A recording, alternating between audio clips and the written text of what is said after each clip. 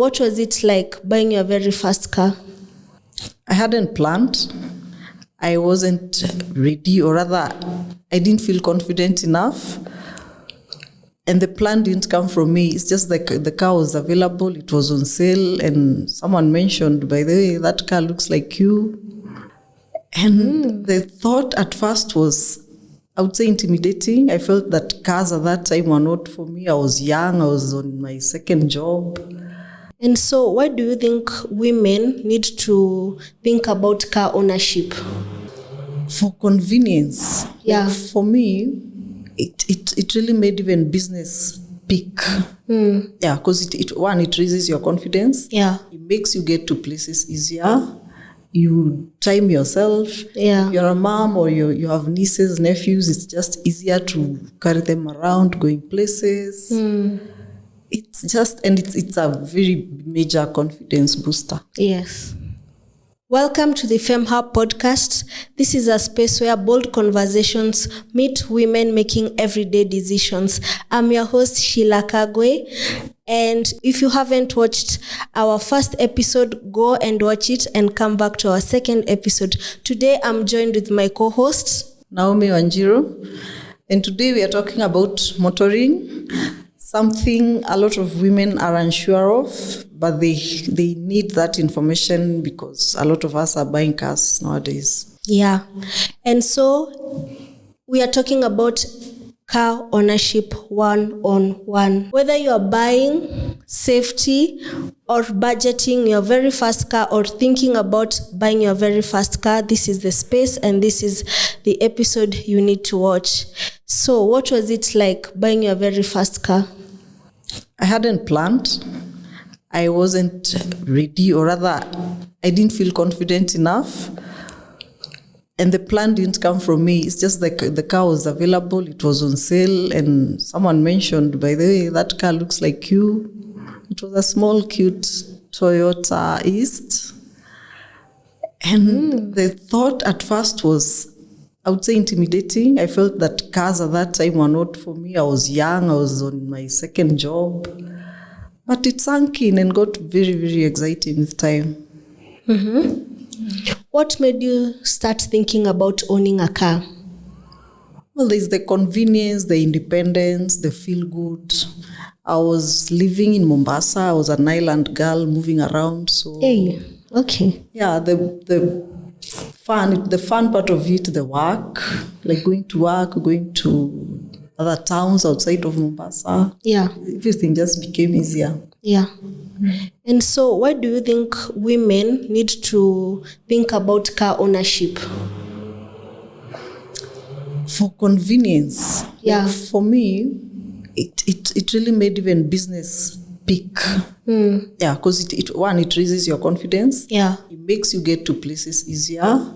You time yourself. Yeah. If you're a mom or you have nieces, nephews, it's just easier to carry them around, going places. It's just, and it's a very major confidence booster. Yes.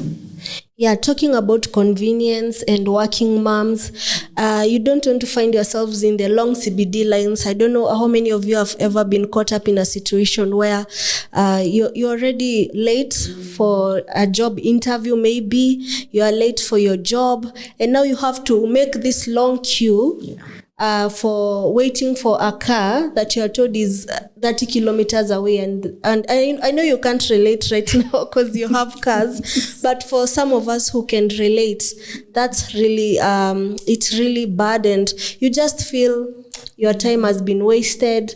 Your interview is gone. I know many people have missed that opportunity. Yes. And so, what other things that women need to talk about when they talk about car ownership? You need to know good mechs, very solid mechanics. Yeah. A mechanic can make or break your car journey experience. You need a very good insurance. I have always personally advocated for comprehensive because it's full coverage. Yeah. And it gives you a lot of peace of mind. And then you need to know good driving. Oh, Yes, you need to know the law. You need to know not to cross people on the road. You need Yes. Yes, you need to know. And then car cleanliness, of course. Yeah. It's your space. To keep it up to standard. And then to a good extent, you need to know about the transactions of purchasing a car. Like how to... Okay, you could get someone to do that, like maybe a lawyer or a friend who is well informed about transfers, about logbooks, about insurance and all that. Yes, you need all that. Yeah, so those are the things you should never overlook when you're buying your very first car. Yes, or any car. Or any car for that matter. As long as you're on the road, you need maintenance, you need insurance, and you need proper driving, you need a clean car. Yeah. And how does maintenance fall in the car ownership and all that stuff? Spare parts, which is one of the, I think, the biggest considerations, because also you don't want a car that will stall on you and then you need to wait for spares for weeks. Yeah. I've done that at some point when I was just getting to know my second car.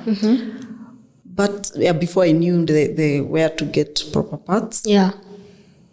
But spare parts are very major. They can ground you. Along with a good mechanic, spare parts can also keep you down. And then, of course, you don't want trouble with insurance. That is trouble with the law. Yes. You don't want to be to cross the law. Yeah. And so what does insurance cover? It covers stuff like when there's an accident and people are told, do you have an insurance? So what does it cover? It covers damage to your car. It covers damages to the other person. It covers injuries. Some of them will even cover towing and rescue. Yeah. That is comprehensive. Third party will cover the other person. If you cross someone, then that person will be covered. And it's third party is a minimum requirement, and I wouldn't advise that. You wouldn't advise third party insurance? It's the minimum legal requirement. But it doesn't cover you or your car. Yes, it covers the other person. So people need a comprehensive insurance. I would rather. It's a bit pricey, but it's the best. Every penny is. Yes. And I also want us to talk about safety. Yes. About car, when women are having their own cars or when they own their own cars, it's all about safety. I saw a story where a woman was traveling in an Uber and the next minute she finds herself in Karura Forest. Yeah, so I feel like buying a car also gives the women safety, and not necessarily women, but people in general. Yeah, so having a car can just secure you from all that stuff. Yeah, because you have control of your time. Yeah. You can opt, like I generally don't drive at night at all. You have control of your routes. Yes. If there's a route that is longer and smoother, I will opt for that. Yeah. But maybe someone else will opt for a rough road where you can't rush out of danger. Yeah. But you have way more control when you have a car. Way more. Can you imagine now the thousands of women or men who are walking around at night? You know, you umetoka a job at what time? At 12 a.m. Like those people who work night shifts. And now you have to have this matatu. And now you have to enter in the matatu late at night. You can even have a car robbery. There's also that. Yeah, there's also that. So I think owning a car brings you satisfaction. Like can you sleep in your car? Sleep? Yes. Have you ever slept in your car? Like I need a nap in the afternoon or in the middle of a trip? Yeah, you are in the middle of a trip. You are like, right now I can't pass this route at night. Or like, no, out of distress. Yes. No. But out of, I'm exhausted. I actually need a nap. Yeah. Or I continue, like it's a long trip. Then a 15-30 minutes nap, yes. Or if I'm waiting for someone in the parking lot. But not sleeping out of distress, no. But it still gives you option. Like you could drive to a hotel. Yeah. Yeah. So what about for the people who have slept in their cars? What would you tell them? Like the seats in when you're buying your car, your very first car or any other car for that matter.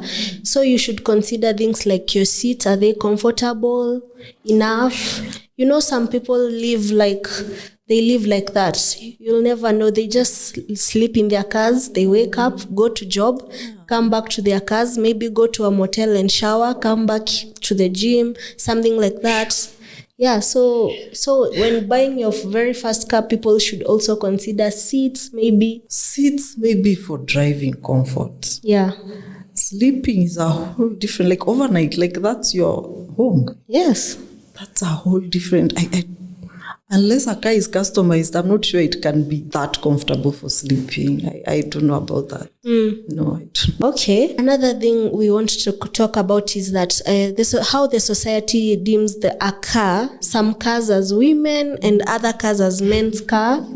So, for example, walking down the street, you see a Mazda, you see a Subaru, and deep down you already have it in you that Subaru, it's a man driving that Subaru. And so you are like, yeah, men rock. Or when you see Mazdas, like Mazda Demios, I don't know what do women consider, like what do people say are for the cars for women? The to-dos. Yeah, when it's small, cute, women. Yeah. Big trucks, men. Yes, there's that perception a lot. But I think it should go away because now women are driving muscular cars. Yes. Yes. Like I've always been told I drive men cars. I've always been told I drive like a man. I don't know what the hell that means. Exactly. What does that mean? Yes. I don't know. I guess just confidence on the road and bigger cars. Bigger cars. But on the same note, there's so many men in smaller cars, especially taxi drivers now. Yes. So that perception is just a perception. It's not necessarily. Of course, there are more men in bigger cars. Yeah. But the perception it needs to die.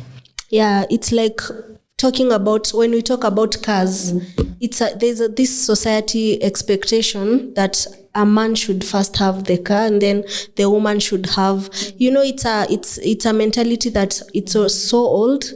And when we are thinking about car ownership, when we are thinking about doctors, lawyers, people always get their mind to men. No. Yeah, and so we want to change that perspective and tell them that you can buy whichever car you want as long as you can afford to buy and to maintain. Yes. There is I wouldn't say there is any car for anyone. Yes. No.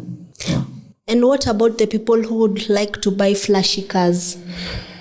For their very first car, what would you say, flashy or usable car? Usable. Especially because of maintenance. I believe the flashier the car, the more maybe fuel consumption, the more it costs in terms of service and repairs. Yeah, well, if you can afford it. Yeah. But how many people in their first jobs can afford flashy cars and maintain? Otherwise, you'll have a car that will always be on your head. It will be a headache. Yeah. But every time you wake up, I don't have this, I need to buy this, I need to take this to the mech. If you want a smooth ride, especially when you're getting into motoring, I would advise, I did a simple car that was very easy to maintain and very low fuel consumption. Yes. Yeah. So how much is a liter of fuel? Yes. Okay, I can't keep up with IPRA and the monthly changes, but I believe at the moment it should be around 177. Yes. You can't keep up because of the economy, or it's just that you don't pay much attention to... Because it keeps changing. IPRA has a new update every month. Yes. So, and then the economy is also so frustrating. You're like, whatever, just bring it on. Let's just do what we can. We will not do what we can't. Yeah. With this economy, some people are considering just don't buy a car for now. You can just stay with whatever you have. If you have a bicycle, you just stay with that bicycle. No, if it's your time, you just go ahead. Yeah, because when at what point are you going to say that fuel is now 100 bob or 90? Yeah, it keeps increasing. Even if the fluctuations, maybe factor them in your cost of maintenance, maybe your monthly plan. Yeah. Factor in fluctuations. It doesn't fluctuate with a whole lot. Maybe a few shillings, and then have quite a number of drops, which is good. But I wouldn't say don't buy a car because of fuel or because of maintenance. Yeah. This car have always been fueled. So the reason I asked that question is because which one would you consider, used cars or imported cars? Like, which is the best to buy as the first car or as a car generally in this economy that we are in, and considering all those factors? Okay, preferably new. Like if possible, even brand new, like from Sifao. Yes. But the costs are prohibitive, especially for new buyers. Yeah. How much are we talking? It depends on the car. Like, how much are we talking in the difference? For example, we can say a used car is 100K, and then a new one can go for about. We are talking. I think we are looking at a price difference of above 1M and more. 1M being a minimum. Yes. Yeah. So, but it's not realistic for a lot of beginners to start from the brand new showrooms. Yes. But there's always the option of shipping in. It takes longer, and you need quite a bit of expert help. Oh, to ship okay. Yeah. To bring in a car like from Japan. Yes. Yeah. So those will have been used in Japan. Yeah. So I did that with the first one, or rather whoever shipped it in, they brought it in from Japan. So it was only, I think, 3 years on Japanese cars before it came here. Yeah. So that was a very good deal because it was pretty new. Then for locally used. Yeah, locally used. It's still an option. Yeah. You just need a little more care because you need to have it checked, get a good mechanic to inspect, to know whether the engine has been tampered with, to know about the many sensitive components of a car. Yeah. Then a good mechanic will tell you either yes, you can take that or don't. Yeah. But those are usually the cheaper options. Yeah. Locally used. Talking about shipping, do you know how many messages I've gotten for somebody telling me come for your KGS, what car? Oh. Yeah, so you have to have trusted clients because it's like scammers. What if I really had a car coming in and I had to, or check your portal, your cargo has come, go to Mombasa and pick it. So there's a lot of scamming when it comes to that. So you should have trustable. And why do you think that happens? The scamming? Yeah, they go like random messages. I mean, yes, I would like to buy a car. Yes, if it was there, I would go for it. But why do you think that happens? Like for people to get random messages, how will it help those scammers in the long run? It's a big money industry. Yeah, it's a lot. I mean, cars involve a lot of money. So if you get a victim, I don't know how they lead them on, but eventually, if they succeed, then it's good money. Yeah. So talking about mechanics, so you have emphasized, you have stressed out on having the importance of having good mechanics. So when we talk about good mechanics, I've seen a trend in TikTok where they're talking about you can go to Kikuyus. It's like for Kikuyus, you can go to a shop in Kikuyus and then they will tell you, you need this and this. And then when you say, are you sure? And then they tell you can go and try that shop over there. When you go and try the other shop, it's theirs. So talking about, it's all about taking the money and all that stuff. But talking about good mechanics, what do you think should be considered when looking for a mechanic? You don't want people who will throw you off the price. You don't want a person who will fix your car anyhow. How many years of experience do you need for your mechanics? Something like that. Would you advise us on that? For me, what has worked is good referrals and dealership mechanics. Actually, for my second car, the whole experience has been dealership mechanics. Yeah. So the car is booked into dealership and it's maintained from there. Oh. So there was no point at which I was ever worried about parts. They'll still come from dealership, or dealership will ship in, or they'll tell me ship this in. So I really don't have bad experiences with mechanics. Where they steal your parts. You have never experienced something like that. You leave it at a car wash, you leave it at a place where they maintain. I've been stolen from a car wash. Oh, you have? Tell us about that. I think it was the thingy for tires. Oh. I've been stolen for that. What is it called? Yeah, kuinua miguu. The pump. Yeah, so that you charge the tires. Yeah. Yes. The one that came custom with the car. Oh. That one was stolen at a car wash, I'm very sure. Yeah. But it's okay. I got others aftermarket. But by a mechanic, I honestly don't have bad experiences. Yeah. Because of good referrals and dealership. Yeah. Yes. And the dealership. Yeah.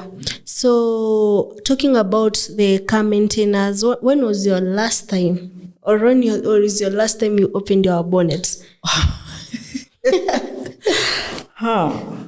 The last time I opened my bonnet, I was checking for coolant levels because I had gotten a dashboard warning that coolant is low. Yeah. So by the time I call my mechanic, at the very least, I can be able to tell him I got a warning about coolant, and yes, it is actually low. This is equal below minimum. Yeah. Other than that, I can do small. I mean, I've been on the road a long time, so I can do small oil checks. Oh, okay. If a mechanic, we can troubleshoot with a mechanic remotely. Like, look at this, how does it look like? And I'll actually know what he's asking me to look at. Yeah. But to open the bonnet and figure things out, no. Have you ever changed a tire? No. But that goes towards maintenance. I maintain my cars. After how long? Let's say in advance. Not really after how long. Just look at the state. I don't ever wait for things to go so bad. Oh, okay. Because I know that costs more. Oh, yeah. When you wait for the last minute. You wait for something to keep warning you. And you can tell there's something wrong and you keep, Yeah. Yes. But I have them checked regularly. Yeah, like a good tire center will tell you this one. Yeah. Prepare to buy others in this and that time. And I always prefer to buy all four. Yeah. So what's the budget? Like, we talk about the parking. So there's that when you park at the wrong spaces, or what do you consider when parking or when buying a car? What should you consider when parking? Anything to do with parking? Safety. Yeah. Would you expound on that? Like, you can't go parking, I don't know which areas to mention, like maybe downtown Nairobi. Or although these days they are stealing things even in traffic. Last week, yes. What? Last week I lost, or rather, my side mirror was stolen. Or on the traffic? In traffic, like you just sit there and watch and what? Do nothing. Yeah. Do nothing? You can move out of the car. If you're in traffic. Oh, you didn't have anybody else in the car or something? No, because you can tell the other person continue driving as I chase this person down. Chase them to where? You chase as they are taking it. It's a whole process. So they just break it. No, they remove them very fast. They are very fast. They lean on your car kidogo and they are gone. That plus I wouldn't chase a thief. I don't know whether they have knives. I don't know whether they have. Okay, they won't usually have guns. Small. Yeah. But hey, so they are advanced right now. You can just in the traffic, they remove them. So okay, that's unfortunate because in traffic there's nothing you can do. Yeah. But generally, safe parking, I park like in petrol stations, or like in the office. I'm always parked at the building down here, at the basement here. Yeah. Or hotels. Most of my work is in hotels because of events, or generally safe areas. Yeah. There are different. Okay. There are different ones. There are different arrangements. Like here, we just pay an annual fee up a building. So it's caps, but they give you a discounted annual fee. Hotels, mostly if you're going to an event, it's free, or the event will validate or refund. Other caps buildings like malls. Yeah. Malls, it just depends on how much time you spend. Yeah. Oh, okay. And CBD, I heard there was this lady who was harassed by a police officer because she parked somewhere in CBD where she's not supposed. Yeah, the Kanjo. That Nani, what's her name? Is it Gloria? Gloria. Yeah. It was Kajo. Oh. Yeah, but I can't remember the story. I just know she drove him to CBD where. So they can harass you actually. CBD. Have you ever been harassed? No. CBD, I do park in CBD. Yeah. But I only park at Basilica. And I walk as far as it requires, as long as Gariko Basilica. So I can talk about that. It's your trust. Basilica, yes. It's a very controlled parking, and you feel okay. You feel safe. Yes. You feel when I leave my car here, I'll be safe. So to say, I prefer parking in Basilica and then walking around. So maybe something like that. So that I can do that as my personal experience with parking. Yeah. Okay. So what are your last remarks to people who'd like to buy their first car right now, or they're thinking about buying their first car? What would you tell them in terms of their budget, in terms of their financing, in terms of all that? I would advise them to be realistic. It's okay to dream, but you can't also dream in dreams that you can't maintain. So think about maintenance, think about the consumption of your car, think about, of course, safety, availability of spare parts. Oh, yeah. Yes, like I mentioned, you can buy a car that you'll be waiting up to 2 weeks for spare parts to come from another country. Yes, I've done yours that. in Japan. No, Japan. Mine mostly either US or Dubai. But you see, I was under the care of dealership. Oh. So that it didn't really... Well, sometimes it was still a thing because you still have to wait. Yeah. Dealership doesn't have, you still have to wait. And in the meantime, you're taking matatus. Okay. Cabs. Could be, but... Not for you. No, I could. I just didn't. I didn't. And sometimes lifts. Like if I'm leaving the office and someone is going to my route, just drop me home. So right now, how does it feel if you could take a matatu? Would the feeling be different? I know you have been on the road for a few years now. Right. So how would it feel I think we should go on a road trip somewhere using a matatu only. Or a bus. Actually, I don't mind. Metro. I don't mind buses. You don't mind buses? What about matatus though? The 14-seater. Yeah. Can do without. I prefer buses. Yeah, because I've seen people talking about another experience. They're like, hey, I hadn't remembered us squeezing and all that stuff. Actually, I don't. I think I would do buses comfortably. Yeah, the personal space, it's invaded. You have been used to your personal spaces. Yeah, now in the matatu, you have to push, unaketiana. Yeah, that it's been forever. But buses are okay. Yeah. So, guys, I think that's it for our car dealership and ownership in Kenya for Women 101. We've been with Naomi here. She's telling us about her story, and it has been an amazing time with you guys too. And so, what are your last remarks? If you're starting the car ownership journey or thinking of starting, all the best. Be safe on the road. Do your due diligence so that you don't fall into traps like buying the wrongly represented cars or a car that doesn't really fit your lifestyle at the moment. And go for it. It's a very exciting journey. And so that has been it. Do you think we missed anything? Do you think we should add on anything?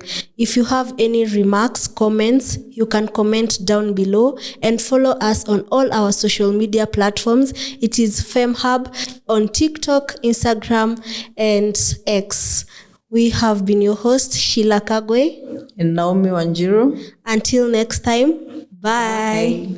So the Stanbic vehicle and asset financing is available for salaried people, business owners like SMEs and corporates, professionals like engineers and consultants, and also farmers and cooperative societies. To apply for the Stanbic vehicle and asset financing, one needs a pro forma invoice from a dealer, a recognized motor dealer, proof of income and cash flow in terms that would be statements, a signed application form, and identification documents. That could be personal documents for an individual and company registration for companies. The Stanbic vehicle and asset finance covers personal vehicles, both used and new, commercial vehicles like buses and trucks, construction machinery like excavators and graders, agricultural equipment like harvesters and tractors, and also solar equipment for those who are going the sustainability way.